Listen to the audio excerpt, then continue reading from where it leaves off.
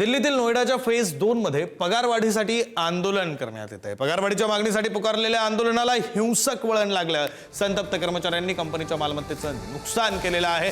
आंदोलकांकडून परिसरातील वाहनांचीही तोडफोड करण्यात आली। परिस्थिती नियंत्रणात आणण्यासाठी गेलेल्या पोलिसांवरही दगडफेक झाल्याची माहिती आहे।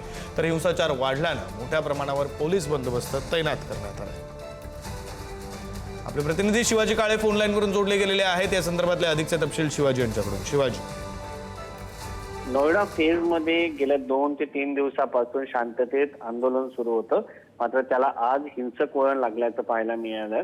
एका खासगी कंपनी कर्मचाऱ्यांचं पगारवाढीसाठी हे आंदोलन होतं आणि आज प्रशासक आणि आंदोलक यांच्यामध्ये वाद झाला आणि या वादाचं रूपांतर गोंधळात झालं आणि गोंधळानंतर या ठिकाणी हिंसक वळण मिळाल्याचं पाहायला मिळालं।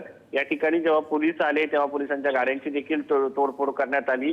परिस्थिती नियंत्रणाबाहेर जात असल्यामुळे पोलिसांना अश्रुधुरांच्या नळकांड्या फोडाव्या लागल्या अशी परिस्थिती आहे। आसपासच्या कंपन्यांच्या सुरक्षेसाठी कायदा आणि सुव्यवस्थेसाठी पोलीस आता सतर्क झालेले आहेत आणि परिस्थिती नियंत्रणात आणण्याचा प्रयत्न सुरू आहे। कर्मचाऱ्यांचा पोलीस प्रशासन त्याचबरोबर तिथले जी कंपनी आहे त्यांच्या प्रशासनाचा देखील संवाद सुरू आहे। आता या सगळ्या संदर्भामध्ये पुढे काय होतं हे पाहणं महत्त्वाचं आहे। धन्यवाद शिवाजी, दिलेल्या सगळ्या सविस्तर माहितीसाठी। आणखी अपडेट्स वेळोवेळी घेत राहू।